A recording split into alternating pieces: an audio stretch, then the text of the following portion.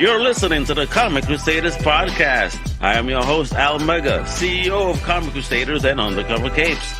In this show, I'm sitting down with creators from all walks of life to talk about inspiration, process, the lessons they've learned, and a whole lot more.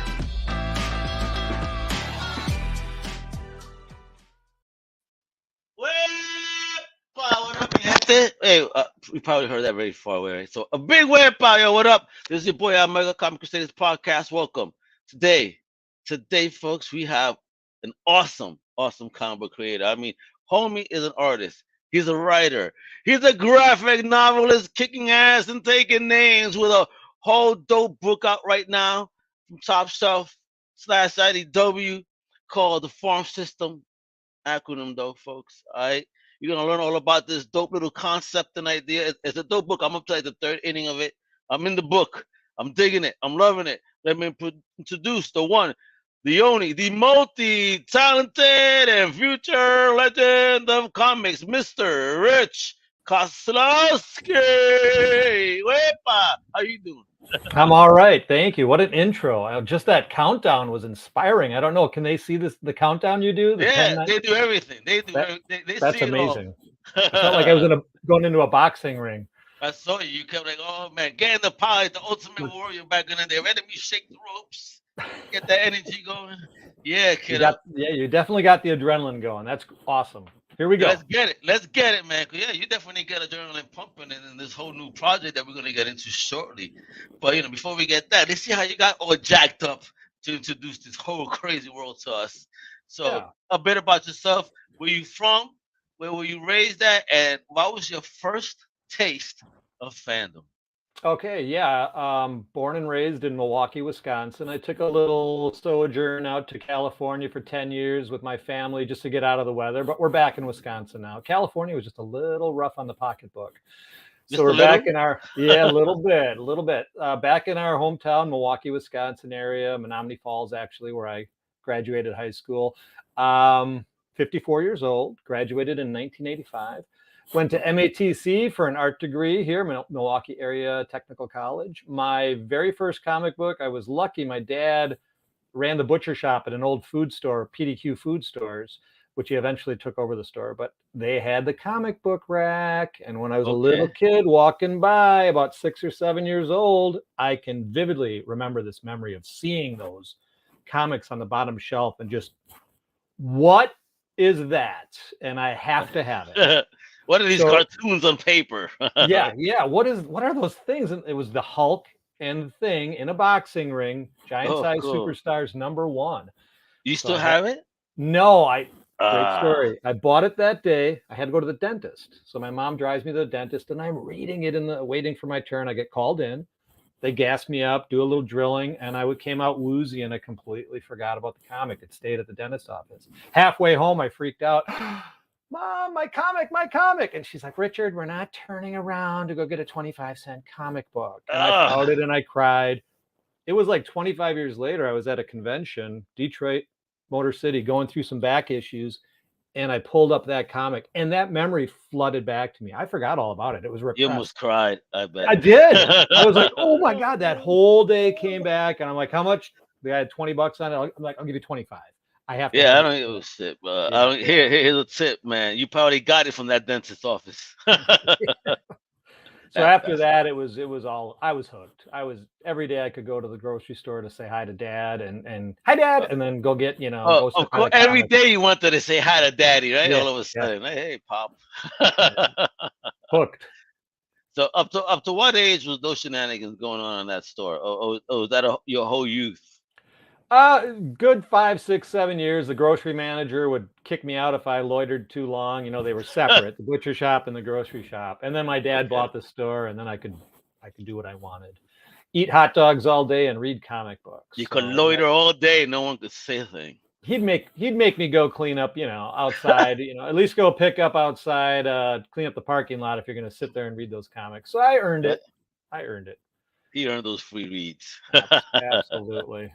All right. So, were you like a lone wolf in school with your love of the culture and fandom, or did you have yourself a tribe I had a tribe. Yeah, Oh, definitely. you We had a did. Look tribe. at you. One of Yeah. the few with a tribe. Awesome. Oh yeah, it was a little tribe, but I was a fun kid. I was outgoing, easy to get along with. I had a lot of energy. I could never sit still, which my teachers didn't always appreciate. I was always cartooning, always drawing instead of listening and doing my assignments. But I had a few friends that were also into comics and into art, so we would just What's after up? school sit and read our comics, do some bench pressing and because we wanted to be the Hulk, and then Hey, we draw, and it get just pumped up before we draw. We draw yeah, better.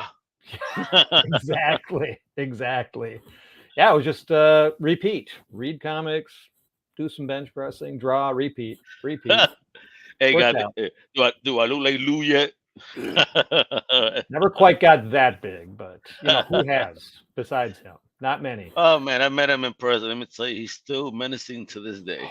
He's in his 70s and he can still do those plank push-ups. It's crazy. The guy Oh is just yeah, right. Embarrassing us oh, youngins. freak of nature. I mean, youngins compared to him. Yeah. All right, so you have this tribe. You're doing your thing. When did the creative spark hit you, Rich? When did that moment in time happen when you said maybe I want to do this for real?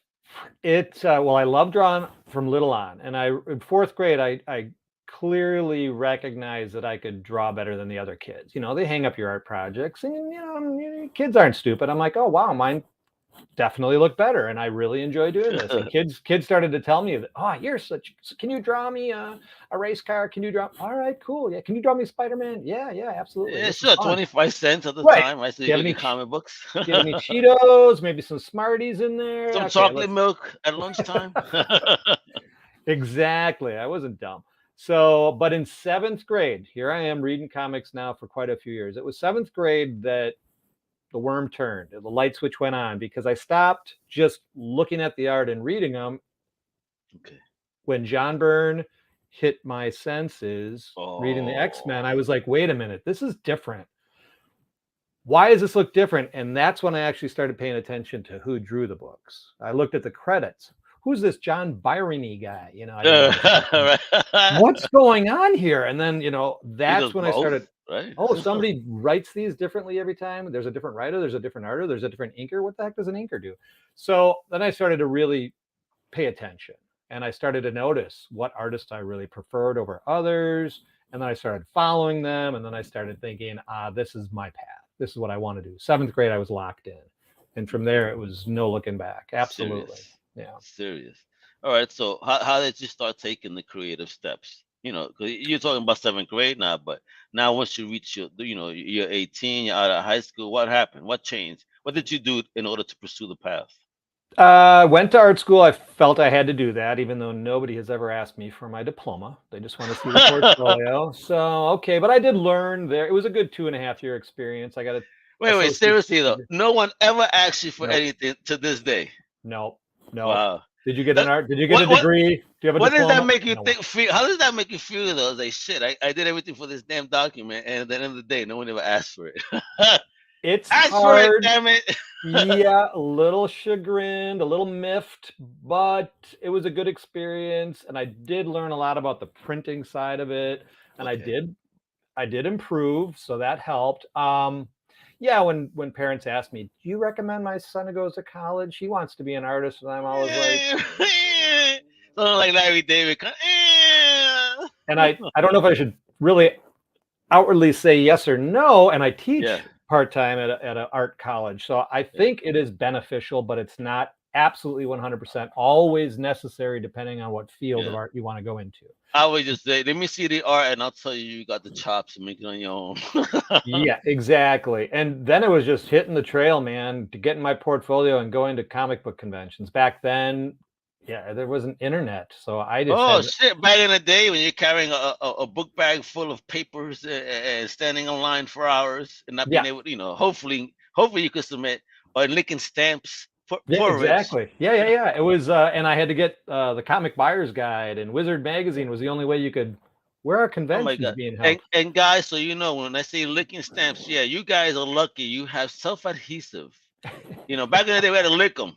Yeah, And right. God only knows what was on that shit. Right. It's I'm sure it has affected us negatively, but at the time, these taste pretty good. Mom, I'll Right? lick all the stamps. Yeah, hitting the pavement though, going to the shows, meeting the editors, meeting the other artists, asking questions, but not being a pest, and then showing them your stuff. And then at one point in 1995, 96, I mean, the bone was big, self-publishing was big. And I thought, maybe I can do that. And I took a leap and I self-published my first book, my comic book Ooh. about In comic book geeks. in the 90s. Yep, 96. So How to Pick Up again, so Girls if you're a comic book geek was my first no, that foray was into you. Yes. I remember that title. That was fun. That was a lot Yeah, of that fun. was the pimp players, the nerdy pimp players right there, baby. And it was full of practical advice mixed with a Yeah, lot of in a lot of jokes fun. and Yeah, let's laugh at ourselves and have fun with ourselves. I never make fun of us. I always have fun with us fellow geeks. yeah, inside jokes. I get it. Yeah.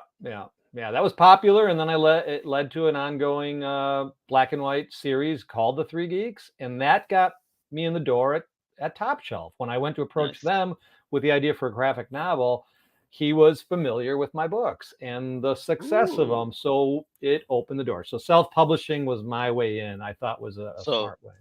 so compare the then to the now when it comes to self-publishing. I mean, I'm pretty sure there's a hell of a difference from when you first did it to Big. this day and age. Big difference, especially with all the digital. And I mean, it just seems like there's so much content out there, but it's harder to track. It's harder to keep track of all this going on. It's overwhelming. Back in the late 90s, there was the show circuit. You self-published, you did shows. That's how people found you. The catalogs, of course, through Diamond, but the more you hit the road and did the shows, and I was doing like 14 or 16 a year and just building a fan Wow. base, grassroots. It was in their hand. They could see it. It looked funny. They bought it. And selling, hundreds of comics at a convention. Now I go to comic book conventions, and I don't think the volume is there anymore of just guys sitting at their tables selling that kind of volume. Oh No, no, bro, not at all. It's a little bro. tougher in that regard. I I think. just went to New York Comic Con and I was looking for comics, but I was lucky. It's a small area as compared to the rest of the show. Right. But comic vendors have a corner, and I found a plethora of dollar boxes, bro. By the time the weekend was over, I didn't realize I bought a short box worth of comics. Yeah, easily. I was just taking mounds of Conans that were in the dollar boxes, the Marvel, the Bronze Age ones. Yeah. Like, how could I fucking pass this up for $1?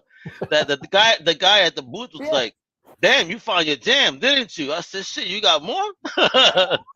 Absolutely. I'll spend it all right now. I wish I would have known, because I just did a couple local shows and I sold a whole run of Conans and a whole run of Tarzans and Shang-Chi for How $1 dare you say that to me, 50 Rich? cents each. I had. Do you have any left?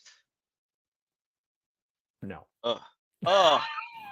Oh my God, you're killing Somebody me, like bro. you bought them all. Oh yeah, I would have taken them all. I would have taken. taken them all, bro. Fuck yeah. All right, that's all. You see, folks, he sells his collection off to make sure they keep doing what he got to do. This is why I love comics. This little thing that we have here is also a commodity, if you will. Yeah. When we're in trouble, comics could also save our ass in more ways than one. Yeah. I mean, some of those that I bought for $0.25 every once in a while on eBay. Oh, $600 I can get. Isn't that crazy? Okay. Isn't that nuts? Yeah, I love it. Yeah. Yeah. We come from the old school, Rich. Right. You know what I mean? Yeah, we're there, bro. All right, so talk about though when you got your first kind of really professional opportunity, something that was published that got put out there. How did you feel when that happened? How did it happen? Okay, yeah. So backtracking a little bit, I self-published The Three Geeks, but slightly before that, I was working in animation, doing TV commercials, little stuff at a local studio. Look at this guy. He's all humble. I did some animation too. Wait. Where? What were you doing? What's popping here? How the hell did you get into that? Look at this guy. Yeah. I mean, yeah, I'm a pretty big deal, Al. I'm a pretty big deal. It was a local Franksville, Wisconsin. They needed some in-betweeners and storyboard artists, and I just stepped into it. I didn't know what I was doing, but I could draw. So yeah, again, didn't ask for a diploma or anything. I learned on the fly. They needed somebody who could just draw, and I learned how to animate. And then we started doing Nice. storyboard for Disney and some other companies. They farmed it out to smaller companies like us in the Midwest and wherever. It was Right. everything was fax machine and FedEx. No scanning and sending the files. It was old school. Everything was drawn by hand. It was a lot of fun. Met some great people. But we got the big opportunity with Sonic the Hedgehog when it first came out. When Ooh. Steve Urkel was doing the voice back in the 90s. What? Yeah. So we were storyboarding that, and the people at Sega really liked the way we were doing the animation, the storyboarding, and Oh, because they it was dope animation. That's why. they Fuck yeah. contacted Archie on my behalf and my partner Art Mawhinney, and said, these guys are great. We want them doing the comic book as well. And Archie had just gotten the licensing for the Mm. comic, so I was co-artist inker on Sonic for starting at issue 12 all the way to Oh about my issue God, 50. that Yeah. means that my daughter would is probably very jealous right now. She's only in Florida because she is the hugest, Oh, hugest Sonic fan, and she's had me hunt down kind of a lot of the key issues in that Sonic oh, run. I've got them, Al. I got them. I'll hook you Okay, up. bro. Get me the list afterwards. But Okay, I yeah, gotta talk to her. What does she really want out of this? Cause you don't understand. Her collection is one of my boys. Shout out to my boy Dodgy. Sent her the OG Sega Master System Sonic game in its original case. I've never played the game. Isn't that No, terrible? you I've never played it. At least hey man, this old man got that one up on you. Then at least I did play it. I suck, but I played it. I worked on the show. I did the comics. I've never played the game. That's amazing, bro. How did you feel Right. land those opportunities, bro?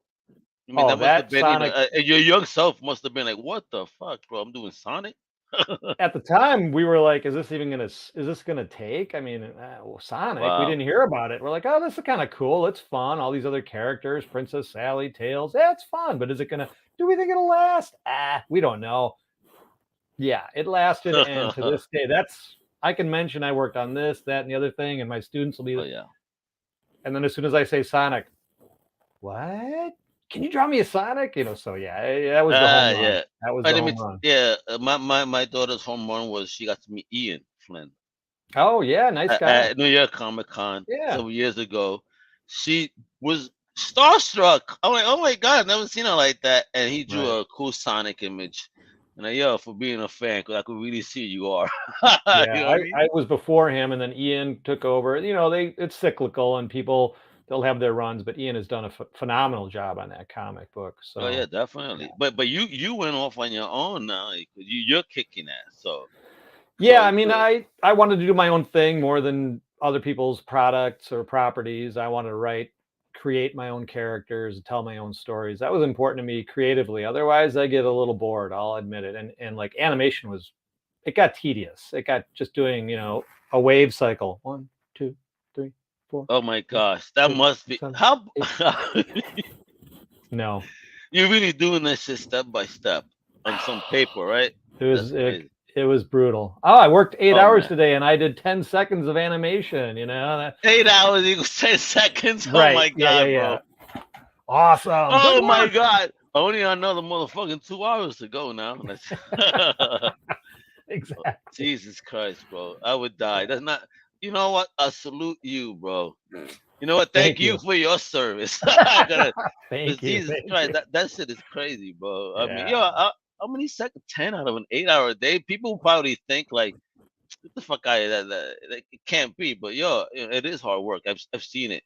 I Yeah. mean, because you got to be detailed in the same Right. thing. Well, that first second got to be that 10th second. It's Right. got to be that same outline. I can't imagine what you guys go through. Your poor hand probably be looking like the Jetsons in the future. You're all fucking cramped up and shit. Poor guy, bro. He's Well, just in the pensive yeah. position the whole time. All right, I'll Right. draw. Hey. Yeah, and then you come in the next day, and it's okay. Now you're drawing a walk cycle, or now you're drawing this cycle, and it's by the end of the week, Well, you're like, oh my God, let me do some comic books where I can do panels, and so, it just a all lot of right. stuff happens. So that was my So, first what was that 2 day hours. like? What was that day like when you said, "I want to do comics. I'm gonna go do comics. Let me get away from this and do something I love." So, what was that first idea, and what was that learning curve like? Because again, being a reader, now you're doing animation. and now you're gonna go do comics. Yeah. So what's that learning curve like between all that? Well, the process was exhilarating. I got to tell you, it was adrenaline high every day doing it. I mean, and when I was self-publishing, I mean, I did everything, and then sent the artwork to the printer, and then did the ads for Diamond Comics so they could solicit it. Got the catalogs, and then when the book you got came, into Diamond quick. Look at that.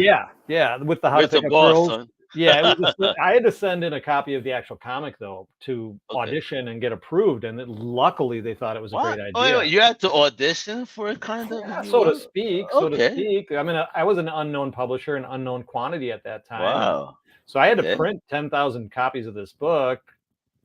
Gee. Take out a loan to do it. It was a risk, but they accepted it. It sold well. And I was like, okay, let's go.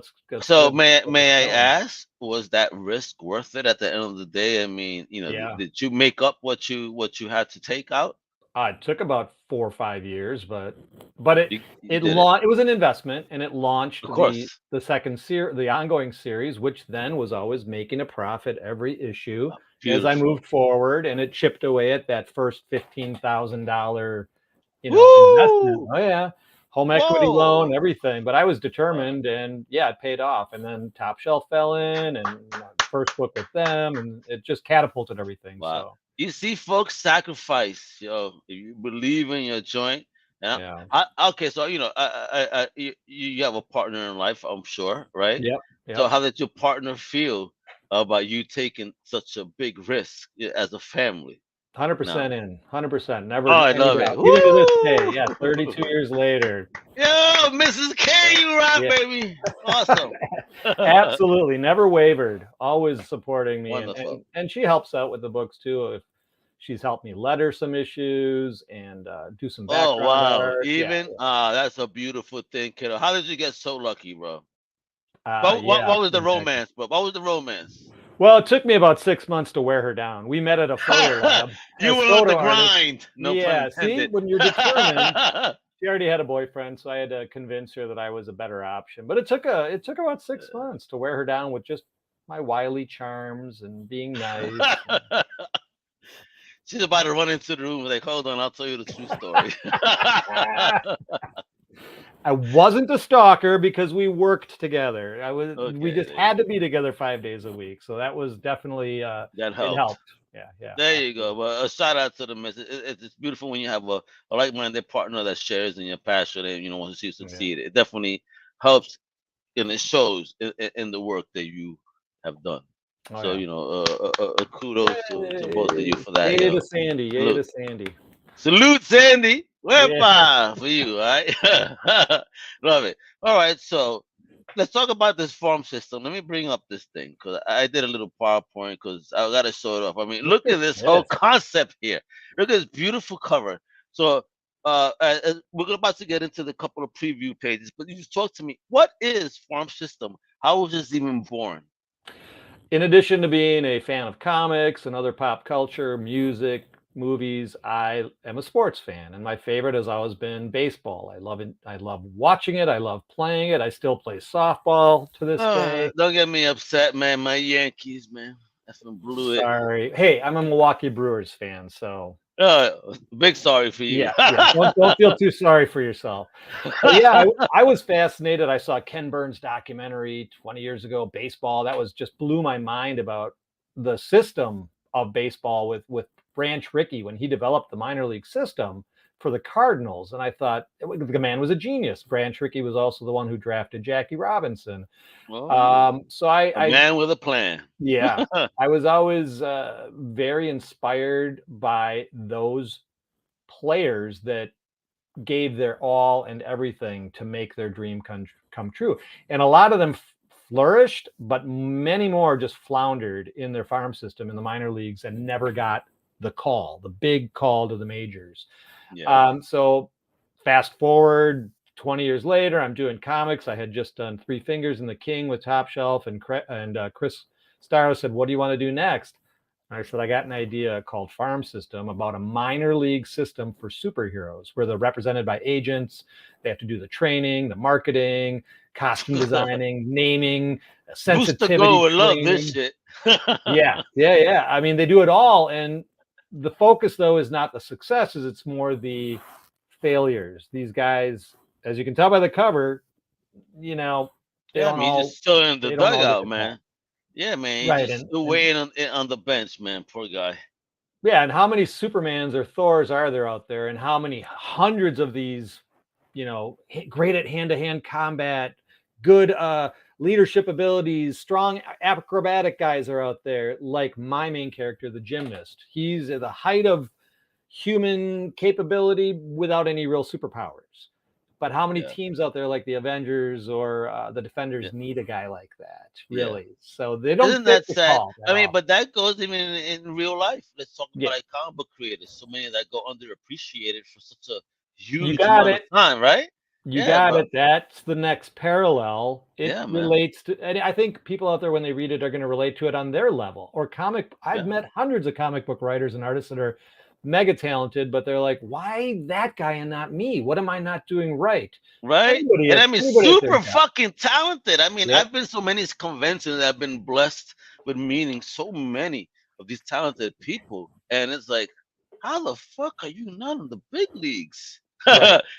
Pun intended. Yeah, yeah, absolutely. And that, I think I touch on that in this book. And I actually have one character who's a golden age former hero who is now trying to keep making a living. And you haven't gotten to that part yet. It's the chapter, the seventh inning stretch, which I think is a very powerful, Yeah.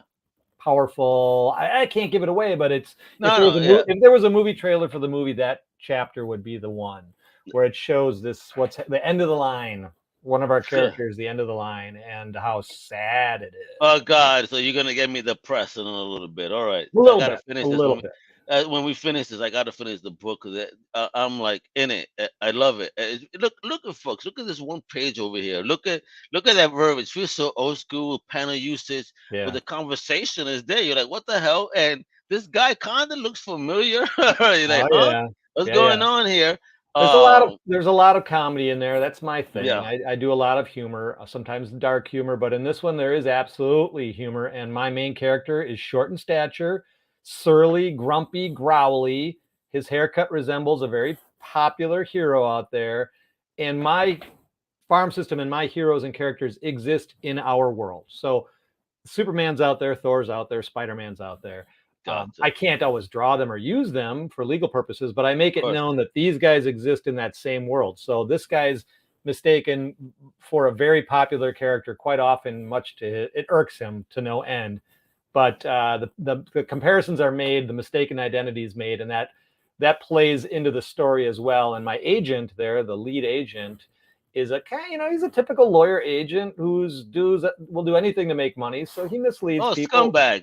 Yeah, a little bit, The other day. a little skeevy, but overall he has his clients' best intentions. He's there for them. He wants to get them the best deal because let's face it, if you're a superhero out there, not everybody's Bruce Wayne or Tony Stark who has billions of dollars. These guys need to get paid if they're going to be risking their lives on a day-to-day basis. So he's Yeah. out for their best interest, but his as well.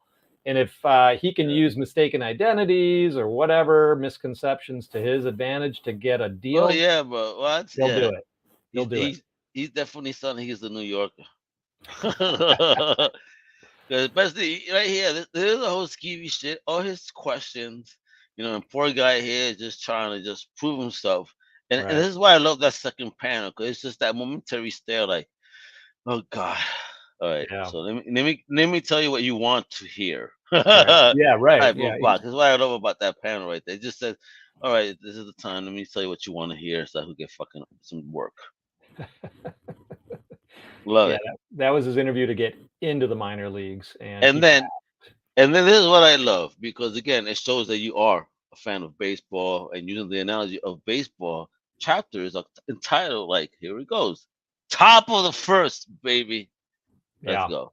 Yeah, I thought that was more interesting. If I'm making right away page one, I introduce what a farm system is. I talk a little bit about the history of Branch Rickey, and an agent that used to be in baseball decided, hey, they'd be pretty smart to do this for superheroes. So that's when he shifted and opened his own company. So the outline is made, the parallel, the comparison is made, the template, and then I thought, let's carry it into the book. And instead of chapter 1, chapter 2, we're going to go top of the first, second inning, third inning, seventh inning stretch, and then game over, and then extra innings. So Oh my shit. chapters are all after baseball innings, to just a little more fun, a little more Yeah, interesting. I love it. I mean, but talk about this scumbag over here. Look at this guy.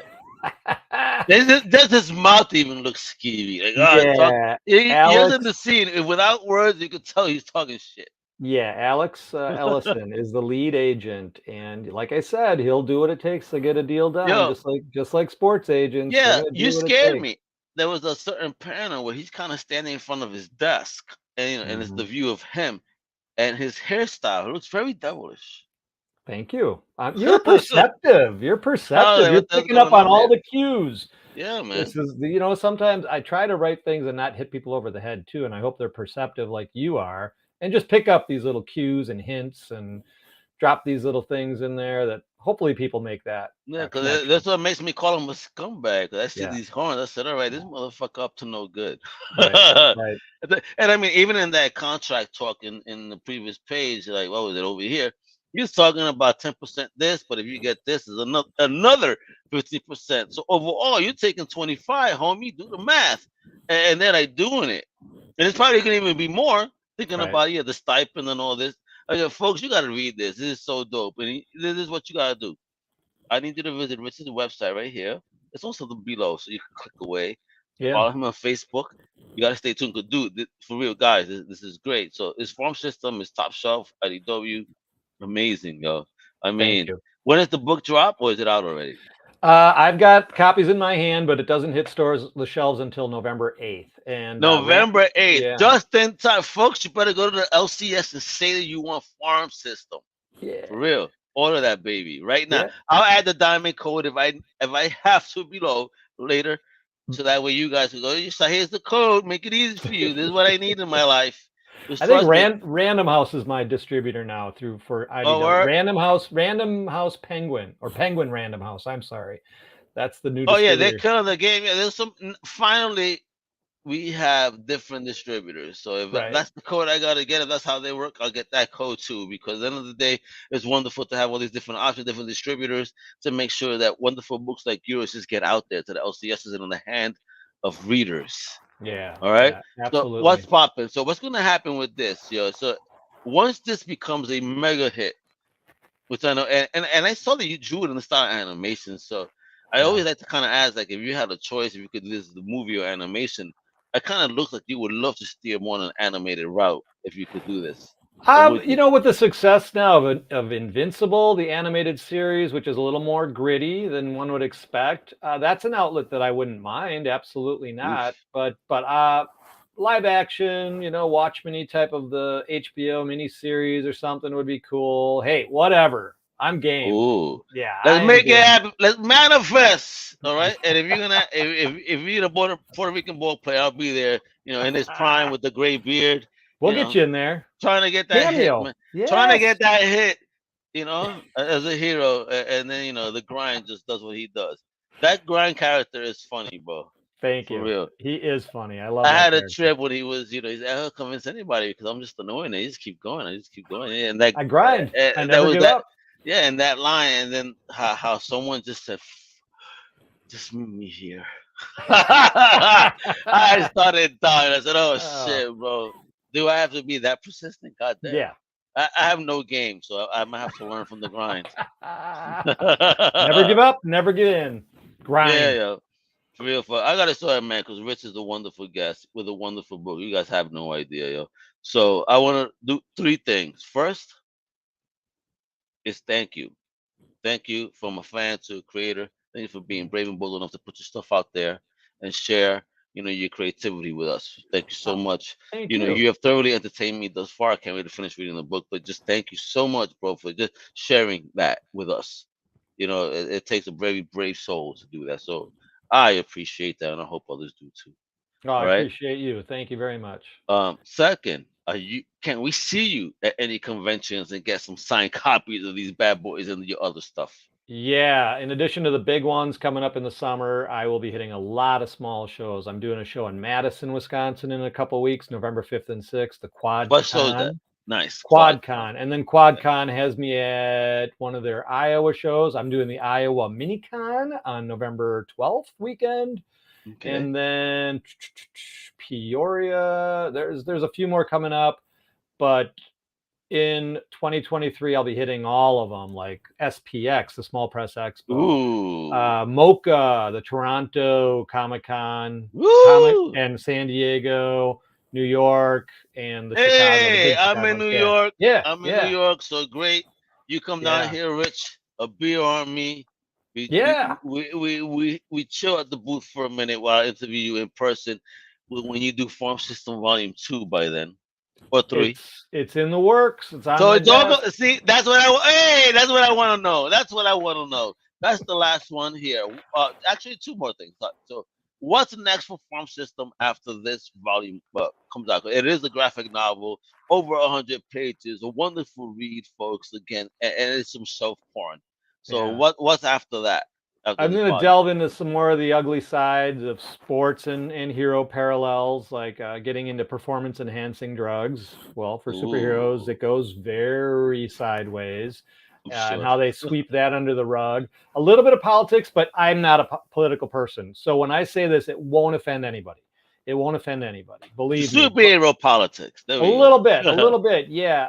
But it's always going to parallel real life, what people go through, Okay. i.e., baseball players and superheroes and guys like you and me, just trying to get by in the world and get a good job and make some money for Yeah. our families. Not be the enemies of the world that they try to Yeah, classify us nowadays. yeah, exactly, exactly. Yeah, here's a big pivotal scene where one of my main Ooh. characters takes on somebody in the. Exclusive. Oh my God, folks. Hold on. Let me put that a bit bigger. Look. Oh my God. Yo, look at that shit. This Woo. guy's in the middle of a roid rage. So yeah, Whoa. we're gonna have fun with Dude, PEDs. look how beautiful that looks. Yeah. Bro, I think I need you to do a commission for me. One of my wonderful Absolutely. Look at my Crusaders right there. Those characters on the That's shirt. That's them. I a need nice one. I need shirt. one. Thank you. Thank you. Of course. You can get this on Teespring, folks. All right, on YouTube. Just click below. I'm gonna get um, mine large. yeah, there you go. There you go. So again, I need you guys to follow Rich at richkoslowski.com. Please tell me I'm saying your name right. Yeah, Rich Koslowski, you nailed it. Yeah, and if Uh, they order a book through the website, I do sketches inside, Ooh, guaranteed. Yep, look at yep. that. Yeah, one day, the great artist, Joe St. Pierre, I bought a graphic novel for him at a con. We were chit chatting. He was only supposed to draw one person. He wound up drawing the whole team by accident because we were just conversing. He just kept like, yeah. Kept drawing like an auto, like a robot. I was Yeah. like, he goes, oh shit, I drew them all. Don't worry, just take it. I was like, He, oh man, thank you. What an he awesome liked art. you. You're likable. Yeah, well, listen, but we celebrate comics. We love what you do. This is Yeah, what it is. This is about spreading this love and energy. It ain't about me. It ain't about Comic Crew. It's about creators like you, Rich. When you're creating these amazing, amazing comic books for us to get the fuck away from the real world, yeah, even for a yeah. little bit of time. But Best it helps hobby. because, Yeah. dude, it is the best hobby. Because let me tell you, as I'm reading this, I was feeling so great. I forgot about everything. I'm just caring about what these people are up to in the book, what's popping. I'm like, so really, I really appreciate that you take me away from the real world, bro. That's the Thank kudos, you. bro. Thank you. Job well Appreciate it. done. And lastly, what type of advice would you give to any up and coming creators trying to step into the game today? Yeah, never give up, never give in. That's the same thing. And don't get discouraged if you send something into an editor and you don't hear back from them. That's not always that they don't like you or whatever. These guys are bombarded with thousands and thousands of requests. So don't, I know artists tend to have thin skin. I do myself sometimes, but that is not a rejection these days. Not getting back to you, it's not a rejection. So don't give up, don't give in, and go out there and meet guys like me and ask us questions. I love talking to people at the shows. So yeah, don't be afraid to ask questions. True, ask away, because I Yeah, see it myself when creators like Rich are there at the booth. Somebody just comes up to them and they spread the love and the knowledge. Tom Billiard absolutely. once told me at the end of the day, 1% actually take that advice. So go ahead and share away. Yep. You know what I mean? It's only going to be a very limited few that will actually have a real takeaway from that and do something with it. Yeah. That sounds about right. Yeah. Yeah, isn't that crazy? So with that, thank you so much again, Rich. God bless you. Keep All doing right. what you do. You have a fan in me and Comic Crew. Don't you worry. And with that, Likewise. folks, you know what to do. Outro tells you everything you gotta do. But with that, please make sure that you check out the rest of my extended family, like No Prize Podcast, The Friend of Crusade, Outside the Panels, Sloppy Spoilers, Cinema Crusaders, etc., etc. My team is amazing. God bless everybody. Do your thing. Hasta la próxima. Wepa! Thank you for listening to the Comic Crusaders podcast. If you like the content, please subscribe and turn on notifications. Also, please visit comiccrusaders.com and our extended podcast family over at undercovercapes.com. And also, make sure to download the Comic Crusaders app on the Google Play Store today.